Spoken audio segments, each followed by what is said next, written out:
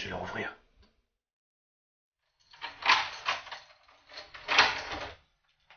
Oh. Comment tu vas, Ami? Ça va bien, toi? La forme? Ouais, vas-y, rentre. Merci.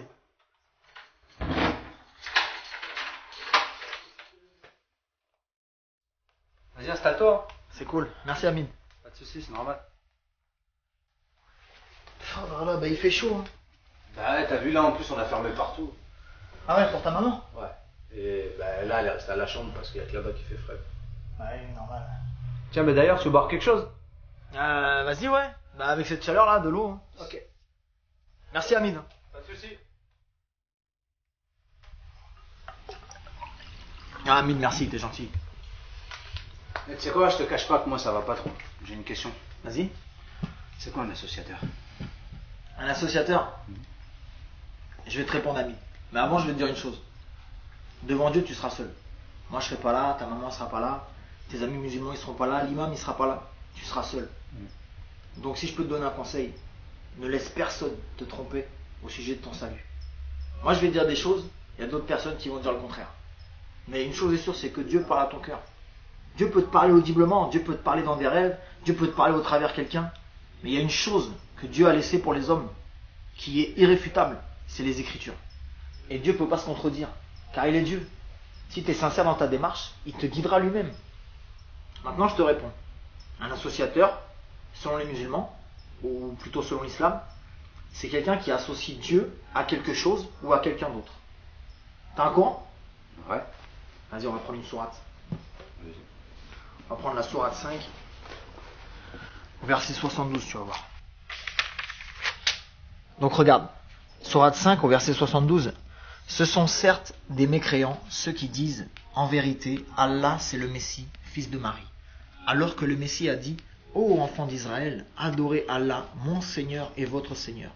Quiconque associe à Allah d'autres divinités, Allah lui interdit le paradis, et son refuge sera le feu, et pour les injustes, pas de secoureur. Il faut savoir que dans le Coran, il n'y a pas de plus grand péché. C'est un plus grand péché que le meurtre. Donc, aux yeux du Coran, là, t'es un meurtrier. Parce que, pour toi, Jésus, c'est Dieu. Donc, t'es un associateur. Alors là, je vais te répondre oui et non. Pour un musulman, je suis un associateur. Mais être un associateur, c'est quoi? C'est associer Dieu à quelqu'un d'autre ou à quelque chose d'autre. Donc pour qu'il y ait association, il faut qu'il y ait plusieurs sujets. Pour moi, Jésus et Dieu, c'est la même personne. Donc je ne l'associe pas. Parce que associer Dieu à Dieu revient à ne pas l'associer. Je te suis, mais pour moi, je trouve ça pas logique. Parce que regarde, toi, tu dis que Jésus, c'est Dieu. Alors qu'on sait tous que Jésus est mort sur une croix. Mais Dieu peut pas mourir. Dieu, c'est pas un homme. Dieu n'est pas mort. Voilà, ben là tu soulèves un point intéressant. Je crois que c'est Youssouf. Ah ben c'est super.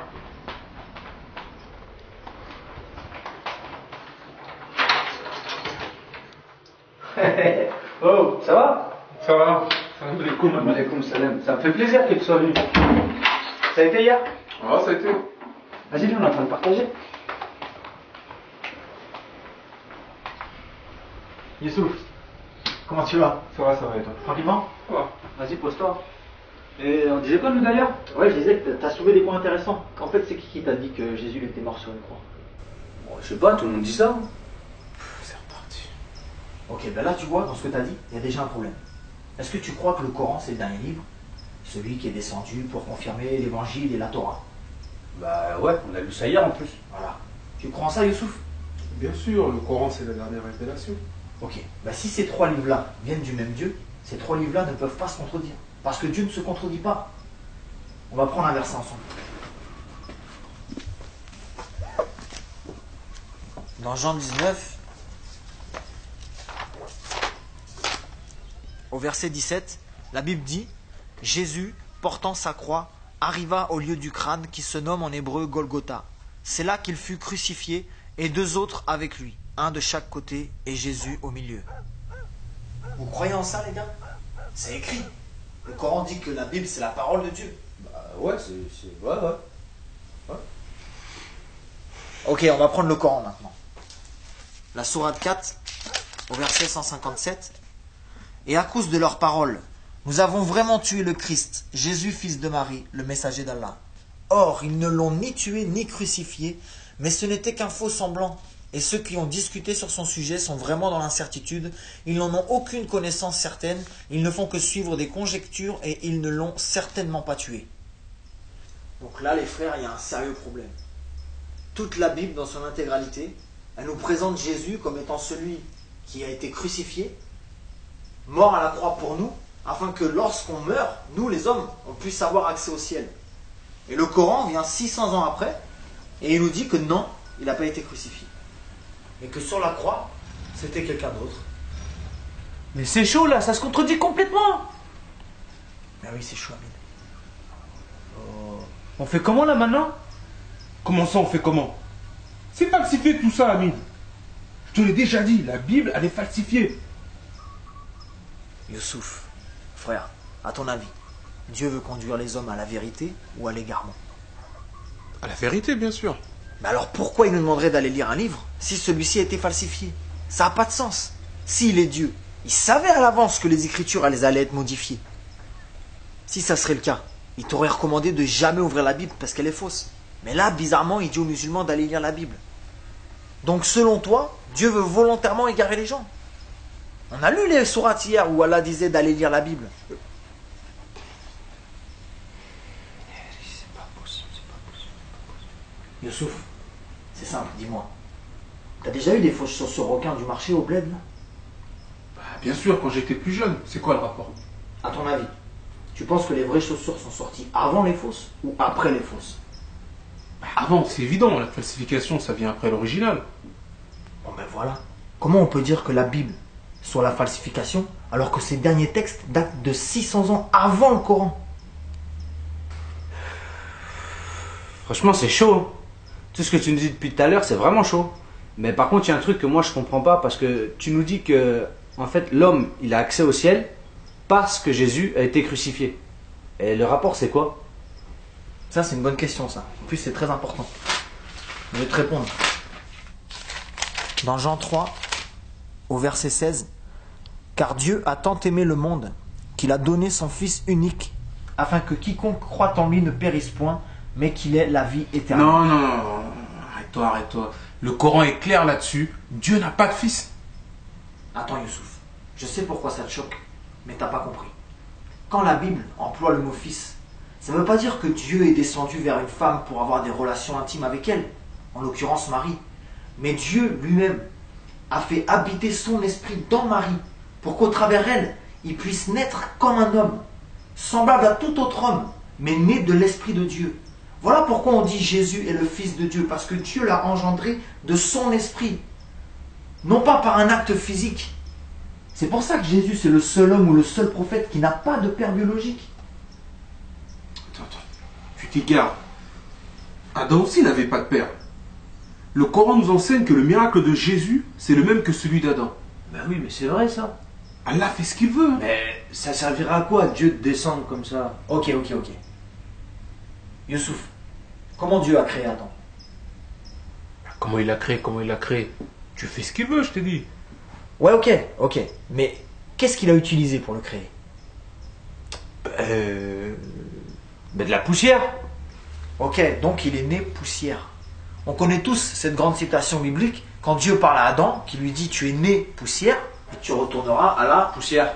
Ok, ben on va prendre une sourate maintenant. La sourate 4 au verset 171. Ô gens du livre, chrétiens, n'exagérez pas dans votre religion et ne dites d'Allah que la vérité. Le Messie, Jésus, fils de Marie, n'est qu'un messager d'Allah. Sa parole qu'il envoya à Marie est un souffle de vie venant de lui. Donc là les gars, le Coran atteste bien que Jésus est né de la parole de Dieu et qu'il est né du souffle de Dieu. Et ce mot-là, souffle, en hébreu et en arabe, c'est le même mot qui désigne le mot esprit. Donc on voit que Jésus est né de l'esprit de Dieu.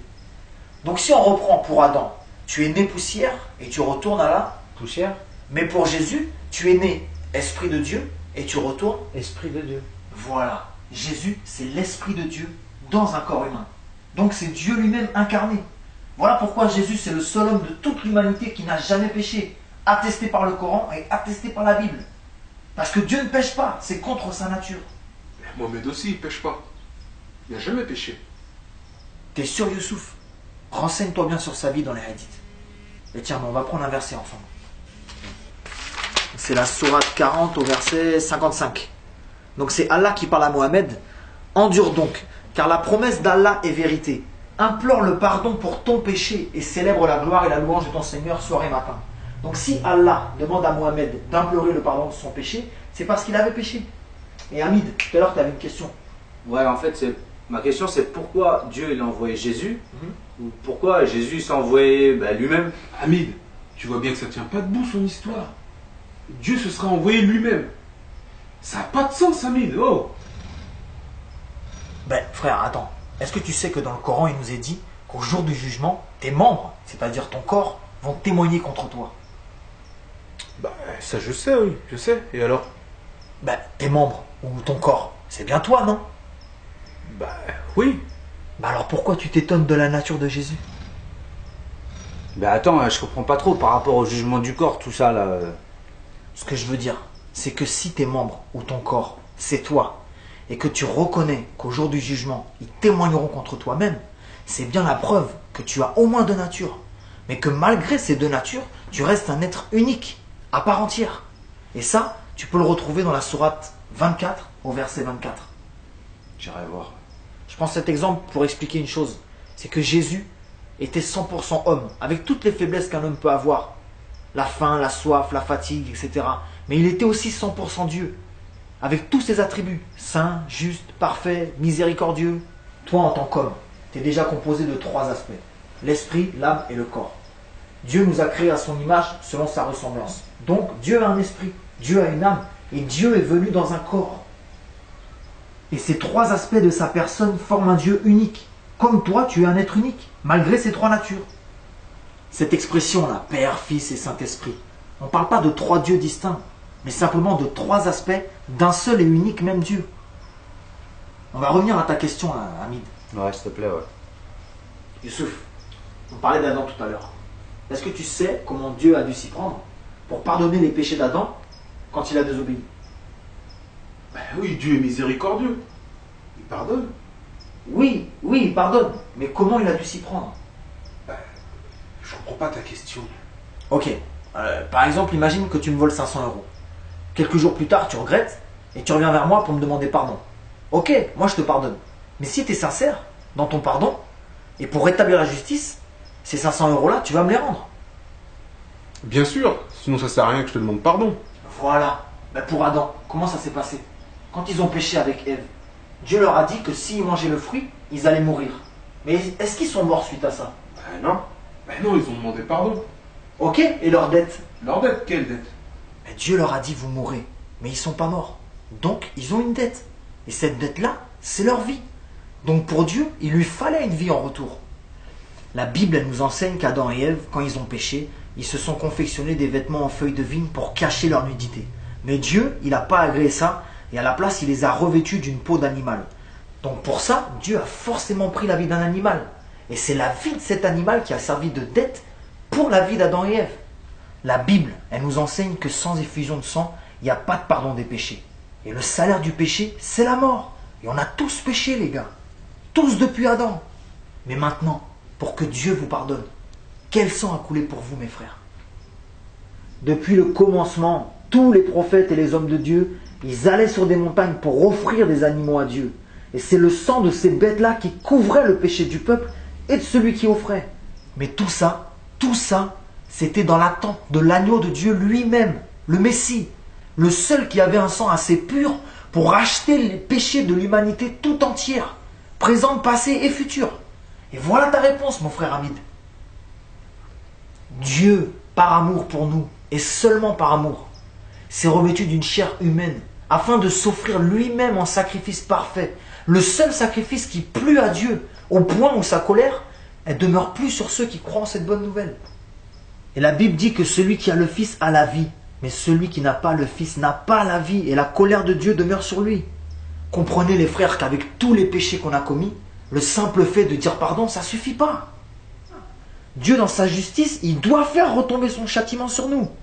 Mais la Bible dit que ce châtiment-là, il l'a fait retomber sur Jésus. Autrement dit, sur lui-même, dans un corps qui ressent toutes les douleurs et toutes les souffrances.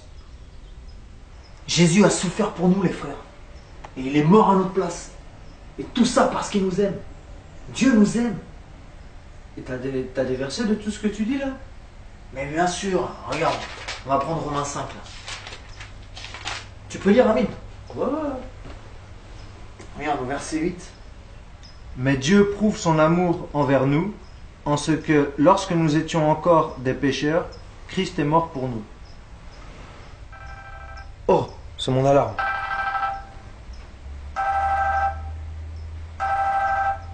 Ah, je suis désolé les gars, je vais devoir aller à la pharmacie.